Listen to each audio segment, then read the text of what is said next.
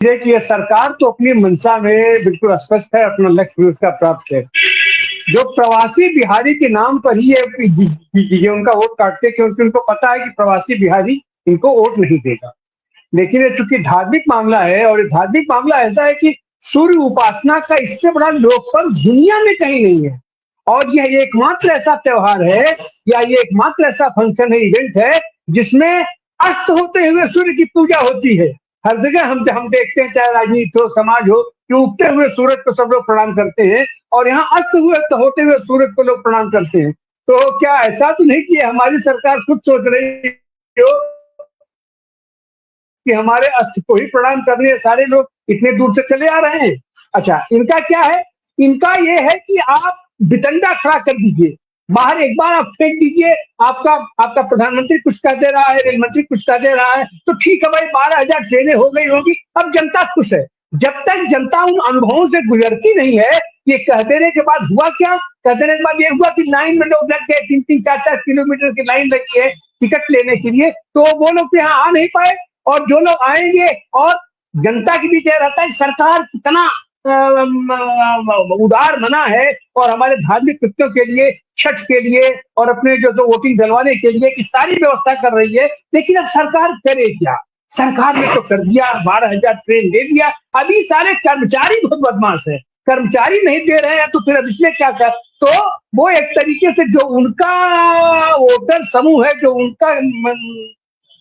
उनकी कंस्टिट्यूंसी है, वहां उन्होंने अपना मैसेज समझा दिया कि मैं बहुत बढ़िया बढ़िया काम कर रहा हूँ, बंदर की तरीके से उछल रहा हूँ, इस डाल से उस डाल, उस डाल से उस डाल। देखिए, हमारे प्रयास में तो कोई कमी हो तो बताइए। लेकिन अब ये नौकर इतने बुरे, इतने भद्दे हो गए, इसीलिए तो हम सरकारी नौकरी को हम खत्म कर रहे हैं, अडानी की जिम्मे हम दे रहे हैं। जब ये आ जाएंगे तो सारी चीज, तो वो एक तीर से कई शिकार कर रहे हैं ये लोग। और फल ये हो रहा है कि आम आदमी परेशान हो रहा है, आम आदमी झेल रहा है इन सारी तरीकों से। तो कुल जोड़ कर की स्थिति यह है कि धार्मिक आस्था का सवाल लिया जाए, व्यापार का स्थान लिया जाए, सामाजिक संबंधों का स्थिति ली जाए, राजनीतिक संबंधों की स्थिति ली जाए, इन सारी चीजों को अगर हम मिला करके देखें, तो भारतीय जनता पार्टी या यह सरकार अपने मकसद में कामयाब है।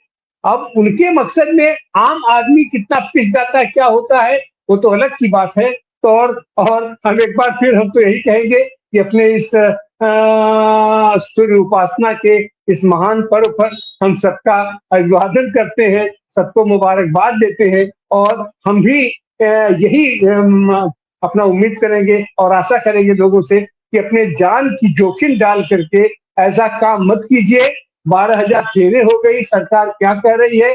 आप सारे लोग इन अनुभवों से गुजरे हुए हैं। सरकार कितनी धार्मिक है, कितने आपके आस्थाओं पर अपना ध्यान देती है। अपने आप को सुरक्षित रखिए, और तब तक सुरक्षित रखिए जब तक आपके हितों के संरक्षण की सरकार नहीं आ जाती है, आपके प्रति संवेदनशील सरकार नहीं आ जाती है। तब तक आप धैर्य रखिए, अपने आप को जिंदा रखिए। आप जहां कहीं पे हैं, आप वहां सुरक्षित रहिए, और संभव हो तो आप वोट डालने का प्रयोग कीजिए। और बिहार के लोगों से खास करके निवेदन है कि आप इन सारी चीजों को देखते हुए अपने मताधिकार का के आप प्रयोग के लिए, छठ पूजा तो है ही, लेकिन उस पूजा के साथ साथ अपने मताधिकार के प्रयोग के लिए आप क्रांतिकारी कदम उसमें जरूर आप पार्टिसिपेट कीजिए, लेकिन अपने जान की सुरक्षा रखते हुए। जी, एक बार फिर बहुत जी, बहुत बहुत बहुत आभार, बहुत बहुत धन्यवाद, बहुत बहुत शुभकामनाएं जी जी, छठ के लिए। बहुत बहुत शुक्रिया। मैं अंतिम टिप्पणी इरफान भाई से लेता हूँ कि कहीं ऐसा तो नहीं है कि ट्रेनें इसलिए नहीं चलाई जा रही ताकि लोग जो है वोट डालने के लिए ना जाएं। तिवारी जी तो ये बात कह ही रहे हैं कि ये जितने माइग्रेंट लेबर है, ये माइग्रेंट लेबर तो पहले से ही बहुत परेशान है। ये तो सरकार के खिलाफ ऐसे है ही है कि 20 साल से सरकार चल रही है, कोई फैक्ट्री नहीं लगी, कोई रोजगार नहीं मिला, अब जाकर के बदल देंगे। तो बदलो बिहार जो है, जो ये एक किस्म का कैंपेन माइग्रेंट वर्कर्स का है, इसी को रोकने के लिए ये भी एक तरीका है कि ट्रेन ही ना चलाओ, तो मतलब आदमी जा कैसे पाएगा, तो फिर वोट ही नहीं पड़ेगा। तो स्वाभाविक तौर पर ये भी कहीं एक रणनीति तो ये काम नहीं कर रही है। ये भी सोचने की बात है। और फिर इसलिए मैं एक बात इसमें जोड़ना चाहूंगा कि जो माइग्रेंट वर्कर्स के जो बड़ी यूनियंस हैं, उन लोगों ने ये डिमांड की थी बहुत पहले से कि हमको पोस्टल बैलेट का अधिकार दिया जाए। उन्होंने ये बताया था कि हमारे जो है 80 लाख से ज्यादा वर्कर्स पूरे देश में हैं, और इसीलिए जब आप अधिकारियों और कर्मचारियों को ये अधिकार आप देते हैं पोस्टल बैलेट का, तो ये अधिकार माइग्रेंट वर्कर को भी दिया जाना चाहिए। तो मेरा कहना ये है, बहुजन संवाद के तौर पर मैं ये बात को कहना चाहता हूँ, या किसान संघर्ष समिति के तौर पर मैं कहना चाहता हूँ कि भाई आप अगर ट्रेनें नहीं चला सकते हो, लोग छठ तो वहां पर मना लेगा। पिछली बार हम थे, जब छठ थी, महाराष्ट्र के अंदर चुनाव चल रहा था, तो हमने ये देखा कि वहां पर जो छोटा सा नदी थी, वहीं पे सब लोग इकट्ठे हो गए थे। उस जिले के पूरे बिहार के लोग इकट्ठे हो गए थे। तो वो छठ तो मना लेंगे, लेकिन वोट तो डलेगा, जाकर के बूथ के ऊपर डलेगा। तो वोट का भी इंतजाम करना चाहिए। मेरे को लगता है कि ये जो परिस्थिति है, इसमें महागठबंधन को या अपोजिशन जो लीडर्स हैं, उन्हें विशेष तौर पर ये डिमांड रखनी चाहिए कि भाई लोग नहीं पहुंच पा रहे हैं, इसलिए आप इनका पोस्टल बैलेट का इंतजाम करें। आप क्या कहेंगे इरफान जी, अंतिम टिप्पणी? नहीं, सही आपका, ये आपका सही रूट है और सही आप बता रहे हैं। देखिए, भारतीय जनता पार्टी ये हमेशा से सोची है, तो यहाँ के वंचित लोग, दलित लोग, जो पिछड़ा है, खास करके मुसलमान है, ये सब बाहर में मजदूरी करते हैं। टोटल महाराष्ट्र से लेकर आप दिल्ली तक, हरियाणा, पंजाब तक चले जाइए।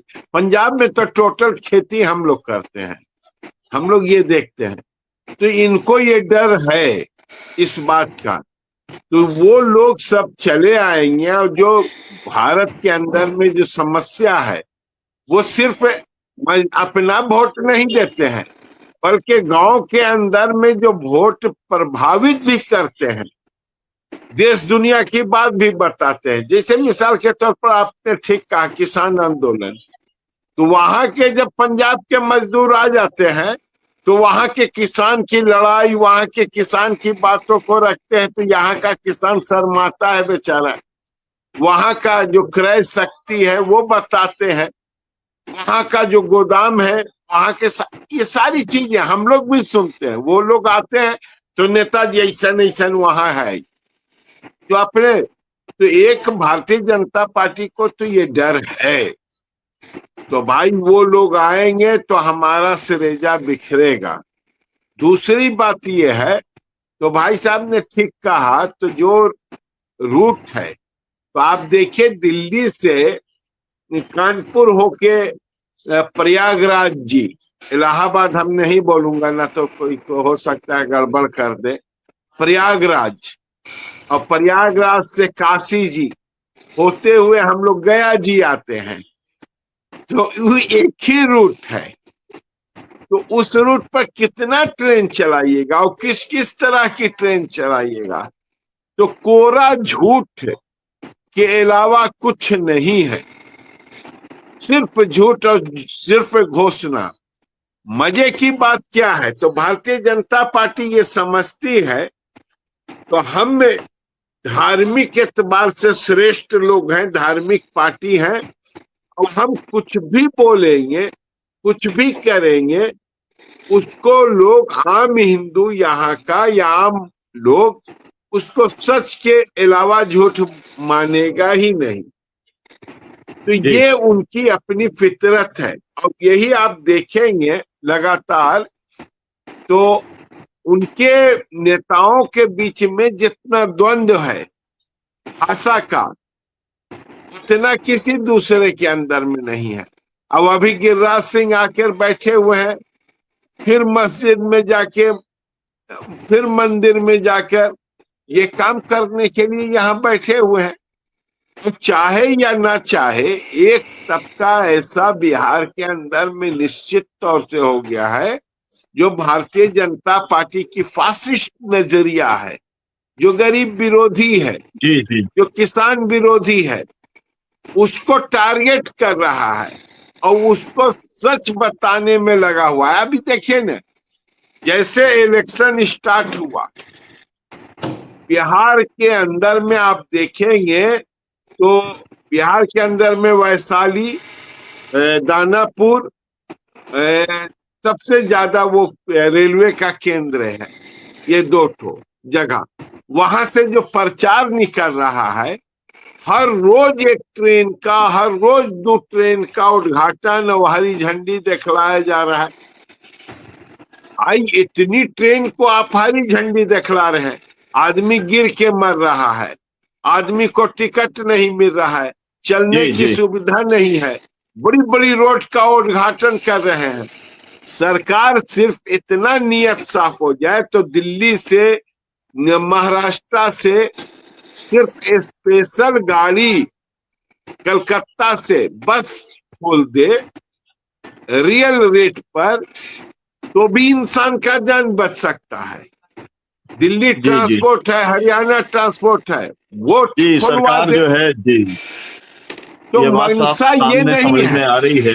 जी जी जी, सरकार की मंशा मनसा समझ ये में आ नहीं रही है है कि लोगों को जी पहुंचाना, उनको धार्मिक काम करवाना। मनसा ये है तो धर्म के नाम पर उनको वलवला पैदा करवा देना, उनको बताना तो अरे बाप रे बाप छठ है और तू यही है, और उसके कारण एक अफरा तफरी जो मचे और सैकड़ों लोगों का जान जाए। मैं तो कल ही जी देख रहा था, गिर गया वो ट्रैक पर और बहुत बेचारे को नुकसान हुआ। तो ये सारी चीजें चल रही हैं इस देश के अंदर में। जी इरफान भाई। इसलिए हम समझते तो भारतीय जनता पार्टी का ये नापाक साजिश है और सोची साची साजिश है। गरीबों को परेशान करने का एक अच्छा सा इनको हथियार है। तो धर्म के नाम पर, आस्था के नाम पर ये बोलते हैं, उनके बोली को विश्वास लोग करते हैं और उसके कारण जी गरीबों का इरफान जी, जान समय जाता पूरा है। हो चुका है। जी जी, बहुत आपका शुक्रिया। सरकार झूठ और महाझूठ के ऊपर टिकी हुई है। उसी तरीके का ये 12,000 ट्रेन का उसका दावा था। उसे आस्थाओं की भी चिंता नहीं है और उसे वोट की भी चिंता नहीं है। हम इस विषय के ऊपर लगातार चर्चा करेंगे। आज भी 8 बजे हमारा कार्यक्रम होगा।